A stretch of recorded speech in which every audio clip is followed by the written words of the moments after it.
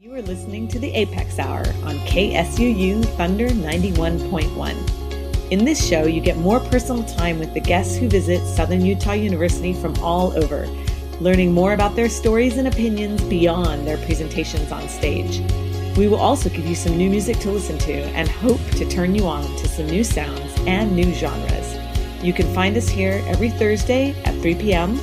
on the web at suu.edu/apex, or email us at suuapex@icloud.com. But for now, welcome to this week's show here on Thunder 91.1.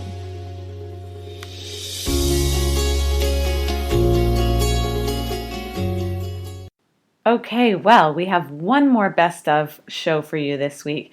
This week I'm traveling one last time for the semester. I'm up in Salt Lake recording some videos for some music educational shows, but I promise we'll be back live next week. But in the meantime, we have a great best of show for you this week. We're going to start with part of our talk with Dr. Elisabeth Churchill when she was visiting campus earlier in this semester. She had some amazing things to say about psychology, about teamwork, and just about her work with Google in California. So listen in. Best of show, last of the semester. Enjoy. The human condition and human interaction has just been, it's kind of a part of your DNA, it seems. You're just always observing it and aware of it and very interested in cohabitating with it. Mm-hmm. Can you talk a little bit more about how psychology maybe influences your current work? And that might be a great sort of introduction to what human computer interaction is for you today. Sure. So psychology is a vast area. So back in the day, we used to talk about it as sort of the biological and perceptual, which is what does the body do? How do you see? How do you hear? And that's psychology. But then there's developmental. How do you develop from a child? But how do you develop in learning? Mm-hmm. Then there's more social. So, how do you interact with others and how do others affect you and how are you part of groups? So in the work that I currently do with material design for Google, everything from what does an interface look like? So think about your phone. What can you see? What do the colors do? What stands out for you? That's perception. Mm-hmm. If you swipe and move something, how do you perceive that? How does the voice sound to you? That's psychoacoustics, the sound of a voice and how it makes you feel. Mm-hmm. And then we go to things like problem solving and reasoning. Is the information presented in a way that you can read it and you can understand it? Do you know what you're trying to do? Is the task clear? Have you ever picked up your phone and you've got an app and you open it and then you're like, I do not know what to do next. Right. Psychology will tell you a little bit about what information you need to know in order to do the next thing. Mm-hmm. So there's perception and invitation and problem solving. And then, of course, we go to the social. So, if this app doesn't work and you don't get to talk to the person you want, think about social media. How is that changing the way you interact with people? Mm-hmm. Do you speak to them more frequently? Less frequently? How do you feel about yourself and your identity? Do you think that your social media presence puts pressure on you or gives you joy? So we go all the way up to really thinking about the deep psychological, emotional states, which is what most people think of when they say psychology. Mm-hmm. But actually psychology is all about from seeing to hearing to listening to meaning to problem solving and how all of that affects your emotional space as well. It's just amazing. I mean, I use my phone all the time. I think about my phone all the time. I think about social media all the time. But really, I mean, you are just looking at all of it from so many different angles, and all of them are psychological. It's fascinating to think of it from that. It must be so exciting on a day-to-day for you, I'm sure. Oh, it absolutely is. And people who kind of go to bed with their phones and it's like their pet and their best friend. Yeah. And if you've ever lost a phone, there's losing the phone because the information on it, but so many people feel like they've lost a friend, and it's that deep crisis. Yeah, right? it's amazing. Yeah. I'd like to turn to some of the positions that you've held, and so our listeners can kind of get a little more of a trajectory of some of the companies that you work for. Of course, we know you currently work for Google as one of the directors of user experience. And can you maybe talk a little bit more about the specifics of that position? I know we just kind of went over the concepts, but what does a director of user experience do, and how has that position evolved? I know it's evolved quite a bit. Yeah. So what I do most of the time is I have a fantastic group that works for me with many different skill sets, from software engineering to design to experimental to anthropology and ethnography, because we want to deeply understand this experience of using apps and phones and other devices. But my job is really to come in, make sure everybody's clear about what they need to do, to partner with product managers, to work with my VP to see where we're going, to work with the director of the material design system to see where the strategy is. So we build that together, and to think about the long-term future, and then to help the people in my team understand what they need to do next, get the resources for them, to help my boss understand why I need additional resources, maybe more people to do certain things, and to basically prioritize. So there's a huge amount of my work is just listening, watching, understanding where we are with regard to goals, looking at goals and seeing whether they're realistic or not, at all, or in certain timeframes, and then readjusting as needed if the resources are available or not available. Mm-hmm. But also just really people development. Mm. So for me, a big part of my job is making sure every single person on my team understands what they're doing, why they're doing it, that it's important, and that it's part of their career trajectory, as well as part of the product success and Google's success.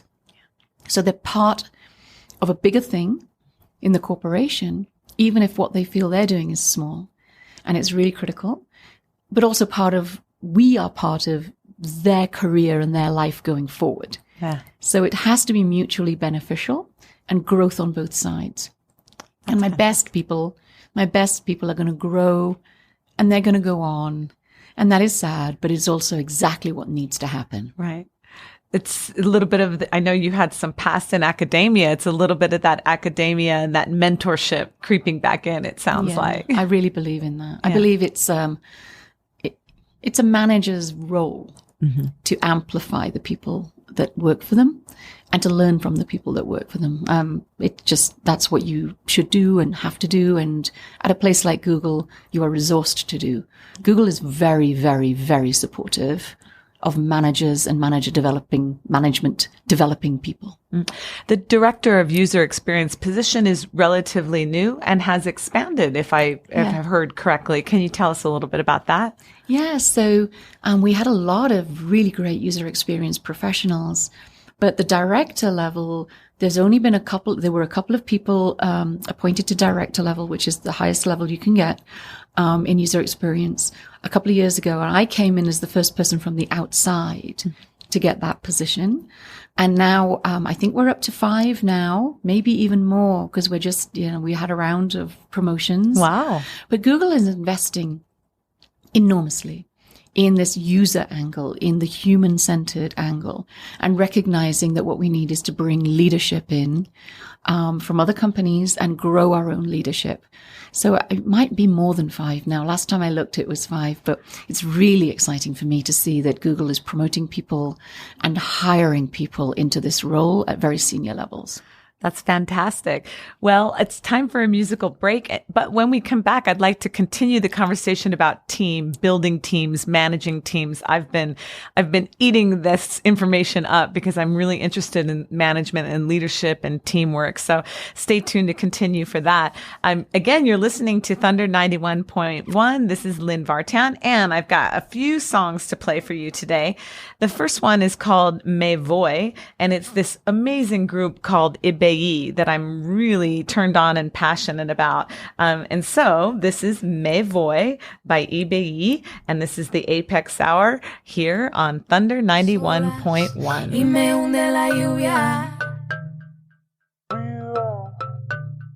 Me besas, sueño y miel en mi boca, sueño y miel en la ropa. Ay, recuerdas,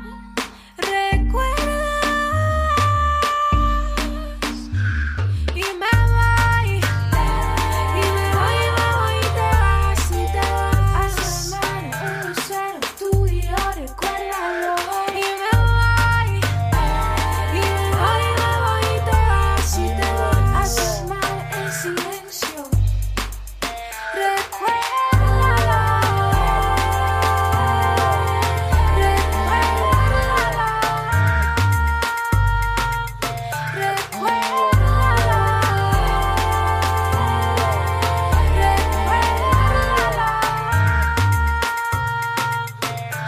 Y ya no tengo frío, ya no tengo miedo, aunque no tenga mar, a mí me mece el cielo y ya no quiero mucho, ya no quiero menos, aunque no pueda, tampoco quiero luego, siento que tengo poco tiempo, yo no quiero perder, tú me hacías falta, jugué, sin ojos caminé, cualquiera que toma la vida gana, cualquiera que mira afuera huye, cualquiera que esté despierto cobra, cualquiera que sufre ama fuerte y húndete como agua en la tierra, húndete, aunque yo me pierda, húndete, dentro de mí que en frases rezan tú y yo. me miras, soy tuya hasta el amanecer, se nos agotan las horas, me olvido, te olvidas al cerrar los ojos, solo hay melodía.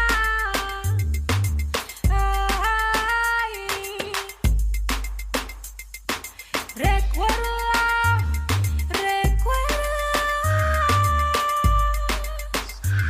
y me voy, y te vas, y te vas. Un lucero, tú y yo, recuérdalo. Y me voy, y te vas, y te vas. Haces mal en silencio,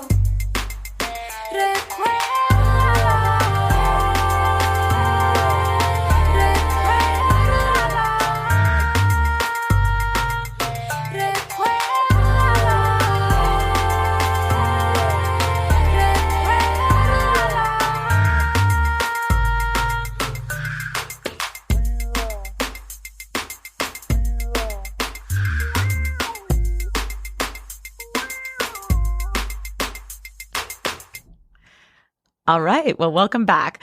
This is the A.P.E.X Hour. I'm Lynn Vartan. This is Thunder 91.1. And we are joined in the studio by the amazing Dr. Elisabeth Churchill. Welcome back. Hi, nice to be back. And one of the things I'd like to talk about was one of the topics we touched on before, which was teamwork. A lot of what you do is building teams, managing teams, supporting teams, and then working, of course, with teams to make amazing things happen. Can you talk a little bit about your style of leadership? And I know you've been saying it may be a little different than the average Joe, but it sounds amazing to me. And so the kinds of things you think about in terms of your leadership and in your team and how that all works. Yeah, sure. I tend to bring people into my team who are very curious and who are sort of self-starters in some way. They're desperate to learn and they want to learn. I also really emphasize collaboration. So I want you to be really good at what you do, and I'm going to support you to develop. We have a job to do for Google, but I also want you to give, an assist to your teammates. So I strongly foster collaboration. And my sort of way of thinking about things is that, you have a portfolio of work that you do, and say 60% of the work is very immediate product focused and we don't really have impact. We're going to get something done. 20% should be things that are a little bit further out for you. And 20% should really be about, you developing the skills and the sensibility and the perspective that will be the future for you and for us potentially. So always about growing. And I try to have the team be as diverse as possible and bring their ideas in. I love to talk and I can be a bit loud. So I always tell my folks, you get to tell me to simmer down. Yeah. I like to encourage independence, but collaboration. and encourage the idea that you work on my team and you develop and you develop.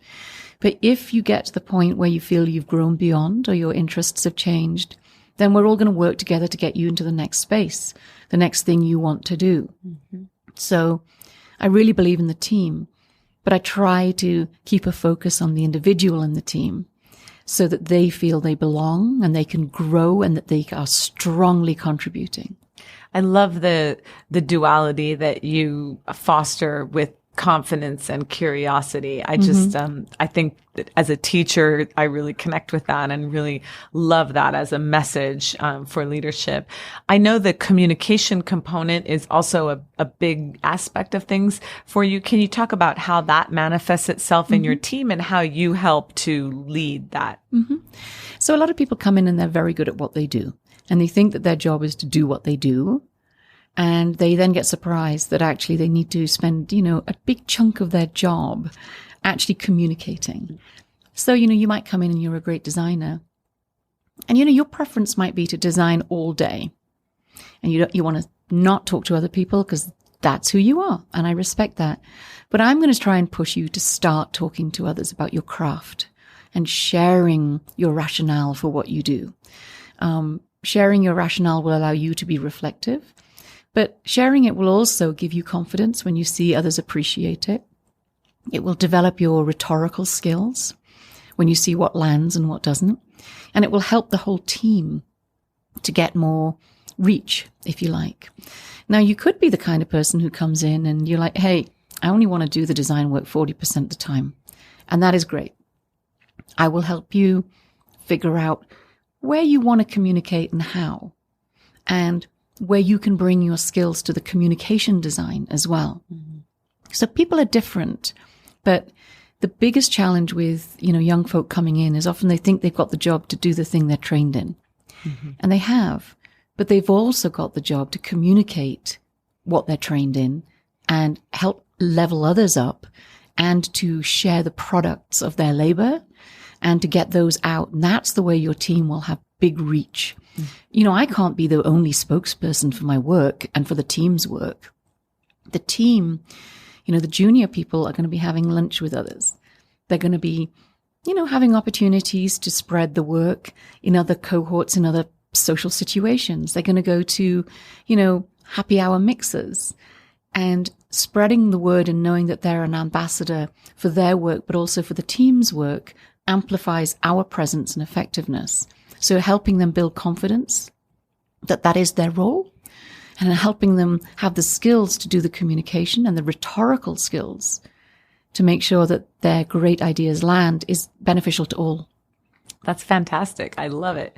I'd like to revisit the end of we had a luncheon today and we were doing a little bit of talk back and you had this great, I asked you a question about qualities or traits that you look for in team members, or things that you think that undergraduates, we're mostly an undergraduate institution here, but things that you think that undergraduates or even graduates, grad students could be developing. And I loved, and I know some of it's an overlap from the previous question, but I love these 4 words that if you, hopefully you remember them, I can remind you.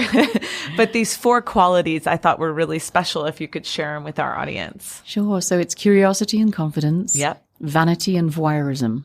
Love it. And so the curiosity is, always keep curious. Often, when you've had great teachers and you really respect them, you can think that what they say is the answer. And that can dull your natural curiosity because you think the answers are laid out for you. You have to bring your curiosity, your, alternative perspective. Feed that curiosity. Always ask questions. Don't think you have to know.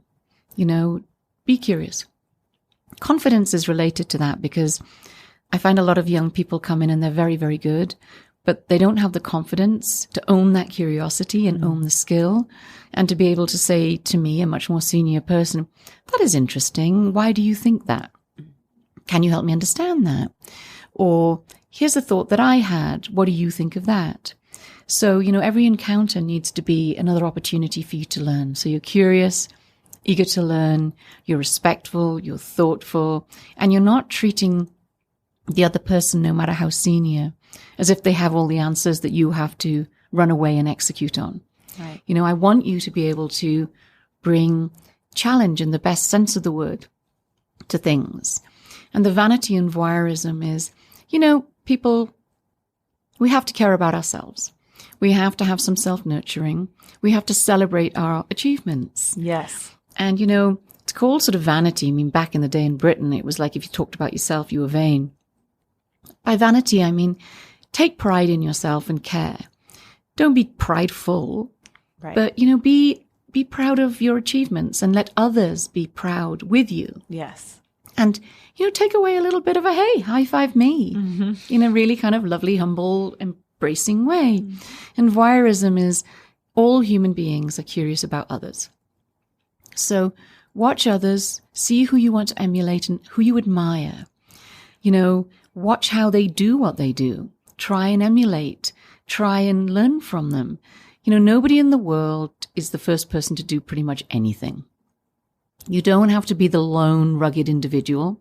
You can learn from others, celebrate their achievements, and take on some kind of doppelgangerness of them and build yourself and learn and then carve your own path from what you've learned from them.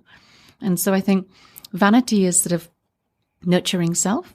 Voyeurism is observing and nurturing others and learning from others. Yeah, I love those four. I just love those traits. I'm definitely going to steal those and use those words in my teaching because of course it's cross discipline. I mean, that can just as easily apply to music instruction, which is what I do, and as it can to what you do in your discipline as well. So thank you so much for those concepts. Absolutely. I'd like to now talk a little bit. I understand that you have had a fantastic experience with eBay and you think very fondly of your time at eBay.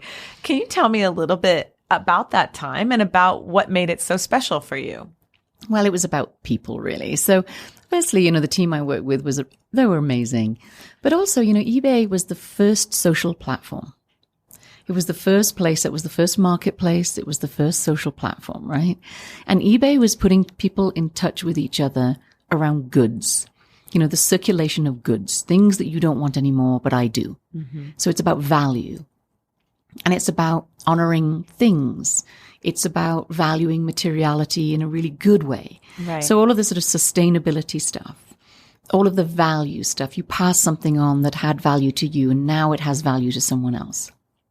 eBay is also, you know, it's allowed a lot of people who otherwise would not have been able to have businesses, Right. create businesses. Mm. There are a lot of wonderful stories of, you know, single moms who sold stuff on eBay and made a little bit of money and kept themselves going. There's a lot of mom and pop stores who basically, you know, they were maybe in somewhere very rural, but they got to have outreach and a customer base way beyond.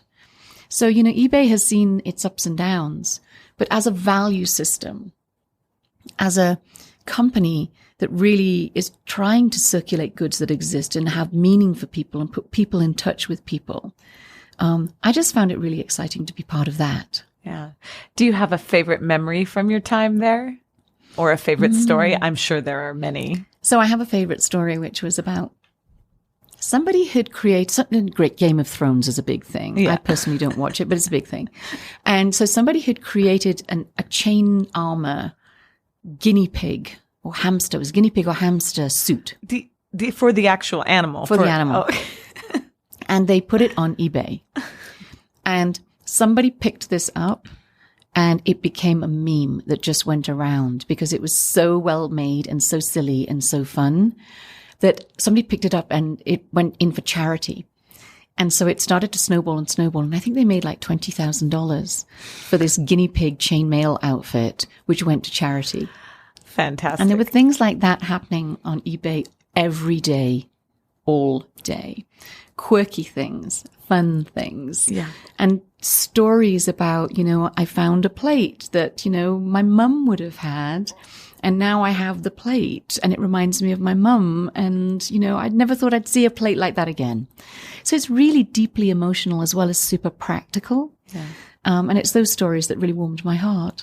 That's just beautiful. And you have just such wonderful memories from there, it sounds like. I think it was your first major position was at Fuji Xerox. Can you tell us a little bit about how that was and the transition from being a student into that position or into your first sort of full-time thing? Well, my studentship went on to be a postdoc. So I did my PhD, then I did my postdoc, and then I really wanted to go into academia. But Fuji Xerox as a company had a research lab called FXPAL, FXPAL, in Silicon Valley. And I knew people who sort of were affiliated to it. And so I was all set to go into academia, but I'd been working on virtual environments and remote communication. And FXPAL had a role they wanted to try and build communication between researchers in California and researchers in Japan, just outside Tokyo. And so I was one of the few people at that time who'd been thinking about these virtual environments and chat spaces and so forth for communication and collaboration. And so they asked me to come over, and I came over and built a research team and worked with other more senior researchers to build communication tools to allow collaboration between researchers in California and in Japan. That was how that all started. And my intention had always been to go back into academia. But FXPAL was very supportive, and they allowed me to keep publishing and doing work with students. And I continued to do classes here and there and supervise students. So I kind of got the best of both worlds. That was Elisabeth Churchill here on the A.P.E.X. Hour. This is a best of show. I'm out of town this week, but you're listening to the A.P.E.X. Hour on KSUU Thunder 91.1, and I'm your host, Lynn Vartan. We have another clip from our best of the spring, and that is when we had the wonderful conversation here in the studio with several members of our Allies on Campus community, our LGBTQ plus community, just talking about all the different resources that were available. It came from a wonderful live event where Claudia Bradshaw, who is one of the founders of the P.E.X. chapter here in Utah, came and talked about her experience with her son and her family's story. And we just opened that conversation up later on in the hour to talk about all the different things that are facing our LGBTQ plus friends on campus and in our community. Listen in. Again, this is the best of show. Lynn Vartan here talking to you for the A.P.E.X. Hour, KSUU Thunder 91.1. And I'd kind of like to continue that as we go on into this next segment. And that conversation is, today we've been really celebrating all of the resources and the projects and the programs that are available, but that's not the whole story. I mean, there's still a long way to go, and there's still a lot of difficulties facing the LGBT community here in Cedar City at SUU and in Southern Utah in general.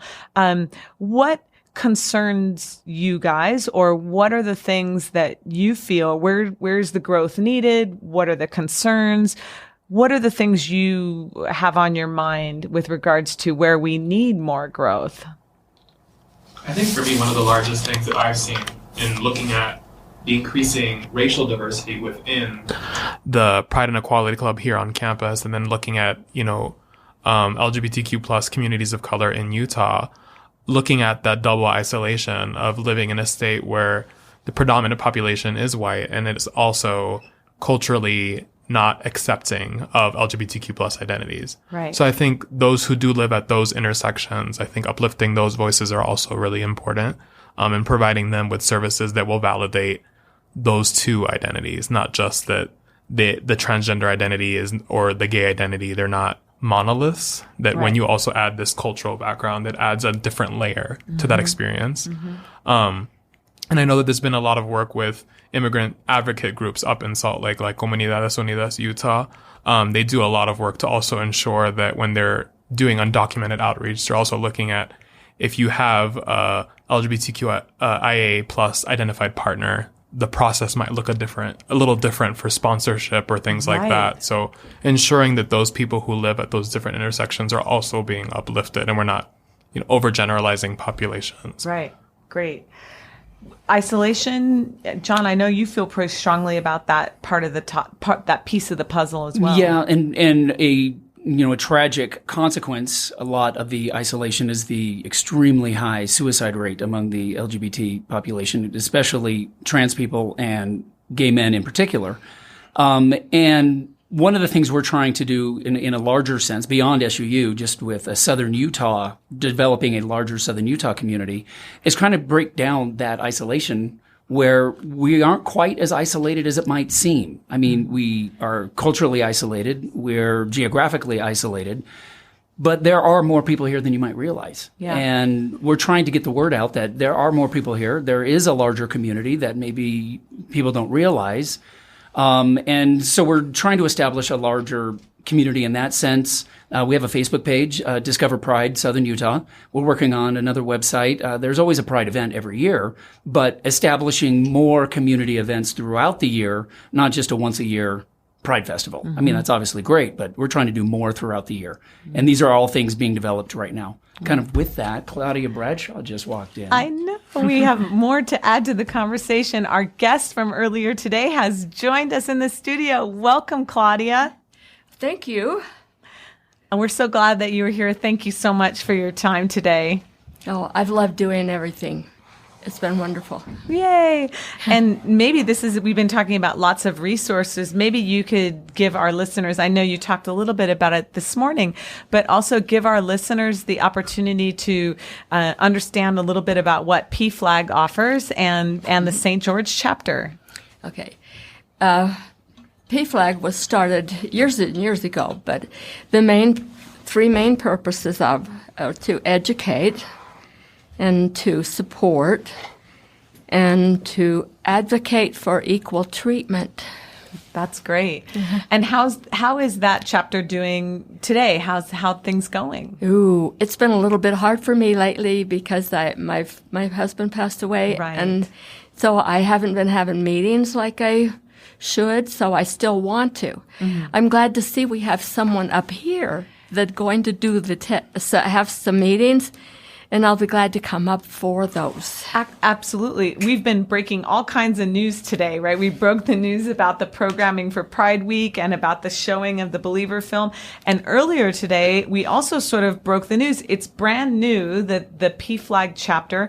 And again, this is more of a parent support group, but really can be anyone, come on, come all. And that P-Flag chapter is in the works to be started here in Cedar City. And my understanding is that their first official meeting is going to be 2 weeks or a week from next Monday. So that would be like March 4th, if somewhere around there, if anybody has a calendar. I believe it's March 7th, the first Wednesday. First Wednesday. It'll be in the library from 8 till 9 that evening. Okay, perfect. And that's going to be at the Cedar City Library? No, the SUU library.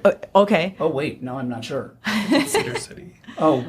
I'm not sure. Let me double check. Yeah. And so again, everything we've talked about today is going to be on the Allies website, on the Center for Diversity and Inclusion. But that's another opportunity that's coming up. And that group is going to be meeting at either the SUU library or the Cedar City library. I think it might be Cedar City, Wednesday, March 7th at 7 p.m.? 8 p.m. Okay, great. So that's a brand new thing that started. So we've got the momentum going in Cedar City for a P-Flag chapter, which is awesome. That is awesome. I would like to have some time, one of these times when there's a meeting, to discuss coming out and maybe a procedure that would help some. I noticed there's some who are still not out to their families. Yes. And hopefully that I could do it in a way that could help them so that the family can stay together. That's right. One of my main goals anyway. Personally, I hate to see families be torn apart. And that's really been one of your main platforms in your work. And that's one of the things that's been so amazing is really keeping that love, that love in the family strong. Do you have any advice for anybody listening who may not be able to get to these events, or any resources that you'd like to share, or even just thoughts and ideas about how to start that conversation? They're welcome to call me. I'm going to give my telephone number is 435-313-3676. 3366. And I would be glad to have a conversation with them and maybe recommend books. There's a book that's called Coming Out, An Act of Love. That means if your child comes out to you, he loves you enough, he wants to make sure that he's part of the family. Mm-hmm. That's pretty big. Yeah, that's an amazing part of it. Mm-hmm. Well, your story has been so powerful, and it was so powerful again today. Do you want to share any particular bits that you've been thinking about or that you want our listeners to know? And because this is part of the podcast series, which will be available, on the website after the event. And I'd love to give you the opportunity to just say more. Mm. I would also like to say to the families to just, if their child comes out to them, give them a chance to learn and to get educated. I have books available and some that I could recommend for the parents so that they can read them and they don't want to destroy their relationship with their child, vice versa. So, good education on how to do it.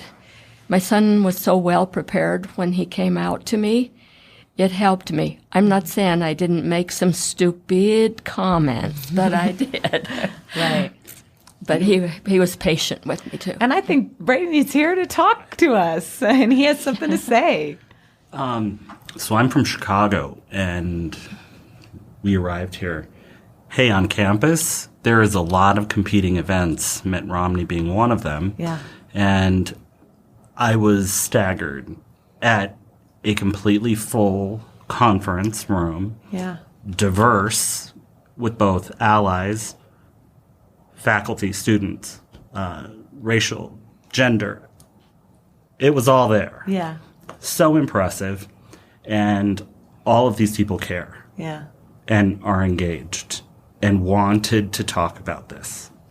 Even if they weren't part of the LGBTQ, well, they are part of the community. Yeah. But it's just very impressive that, there is a strong community here. And I think it's pretty galvanized, it seems, or at least has a lot more potential, but very, very impressive. And people shouldn't feel alone. And I think that's kind of been one of the themes today that we were just sort of getting into before you arrived, and that is that fighting the hardest part, which is that isolation. And you came on campus today, as you said, from Chicago, and you came away with, hey, you're not alone.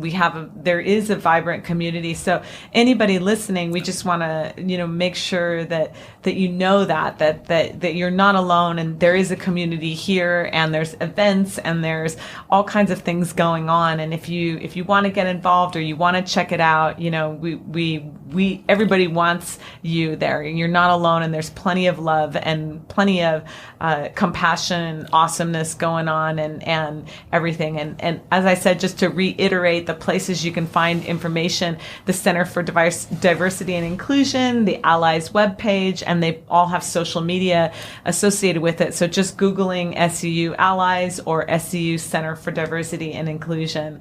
We're going to take one last musical break. I've got one more song to play for you. And this song is called Tiger, and the artist is John Moon, and the album is called Moonshine Corner. Check it out. And you are listening to the A.P.E.X. Hour right here on Thunder 91.1.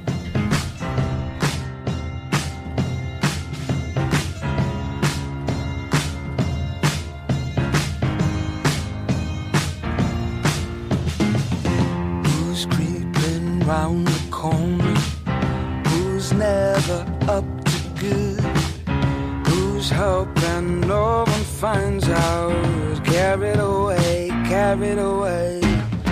who's hoping for the future, who's dreaming of the past, who's awaiting your presence, carried away, who's holding on to someone, who's hiding how they feel, who's slightly maybe in love, carried away,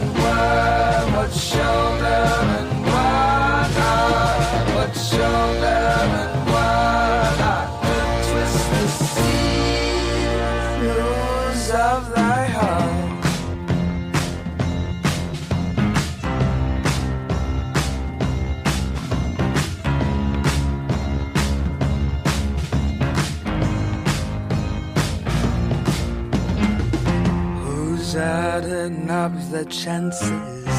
Who's closing up the deal? Who's wishing they could go back to the day, back to the day? Who's running things around here? Who, may I ask, is this? Who's dancing round the question? Dancing away, dancing away. Who's the one in charge? The one who's calling all the shots? The one who knows and doesn't mind. Give it away, keep it close, close, steady. You know who you are. What shoulder and what are the twists and sinews of the heart? Keep it close, close, steady. You know who you are.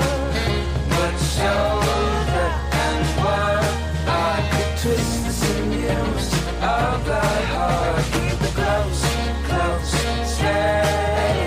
You know who you are. What shoulder and what are the twists and sinews of the heart? Keep it close, close, steady. You know who you are. What shoulder and what are? What shoulder and what shoulder and what are? What shoulder and what shoulder and what? What shoulder and what shoulder and what are? What shoulder and what shoulder and what?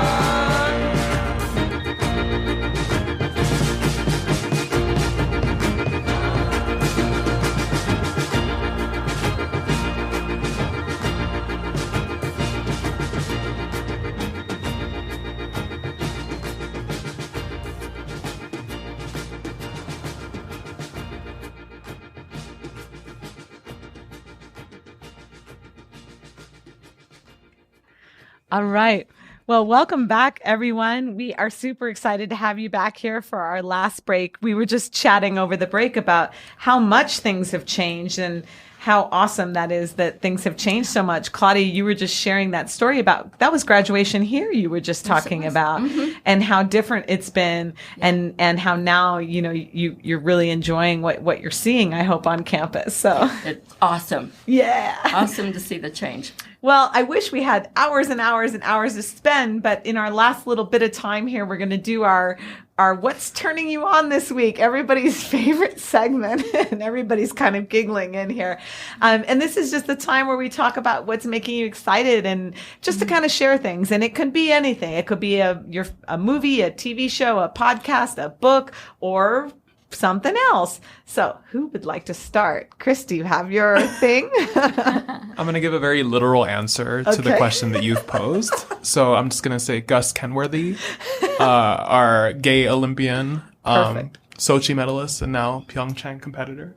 That's my answer. That's awesome. That's perfect. And what's his event again? Does it matter? He's extreme skiing, so Oh, yeah. extreme winter sports. Awesome. I love it. Okay, cool. Great. And how about you, John? What's turning you on this week? Well, now that Chris stole mine, I'm going to go with a more academic response. And thanks to Johnny McLean for the recommendation. But there's a book called Whistling Vivaldi that is just amazing. That's a great book. It's really incredible. It's about stereotype threat and just the background of, you know, how it works when you are a marginalized or minority group, how the stereotypes that follow your group affect your performance in the real world. And it's really fascinating. Fascinating book that's been actually getting quite a bit of press. And Yeah. the title again is Whistling Vivaldi. And I can't remember the author's name. Do you remember? You can check it out. Steele, I think. That sounds about right. But Whistling Vivaldi, it is really a great book, and it's been on a lot of the lists, and I know it's been talked about on NPR and all these kinds of things. So definitely check that out. Great. Braden, how about you? What's turning you on?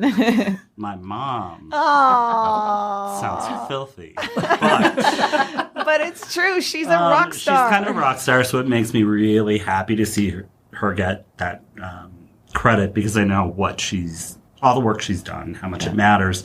And then also just being here at SUU today. I mean, staggering what's going on, and there's so many resources and good stuff happening. Wonderful. It's well, sexy. thank you. I love it. Yeah, SUU is Diversity sexy. is Wow. sexy. Diversity is sexy. I love that. That should be the new bumper sticker or something. That's our new center motto. Oh, Diversity is sexy. I love it. Let's do it. Hashtag diversity is sexy. Claudia, how about you? What's making you excited this week? Oh, this today was so wonderful because we had so many people who did come to listen and to speak and share. And it was all about love. And so that always is a turn on for me. Love is a turn on. That's wonderful. Well, I'd like to take this opportunity to thank all of you, Claudia and Braden and John and Chris, for spending the hour with me today on the A.P.E.X. Hour. As you all know, we are subscribable on iTunes, the podcast. You can just Google SUU A.P.E.X. or do the search on the podcast and subscribe. Leave us a review. We'd love to hear it. We'd love to see the podcast go into the ratings and get some traction. Also, we just want to recap a few of the resources. The Center for Diversity and Inclusion is right here on campus in the Sharwan Center, room 101. And also on their website, you can find everything, calendars, social media pages, and everything like that.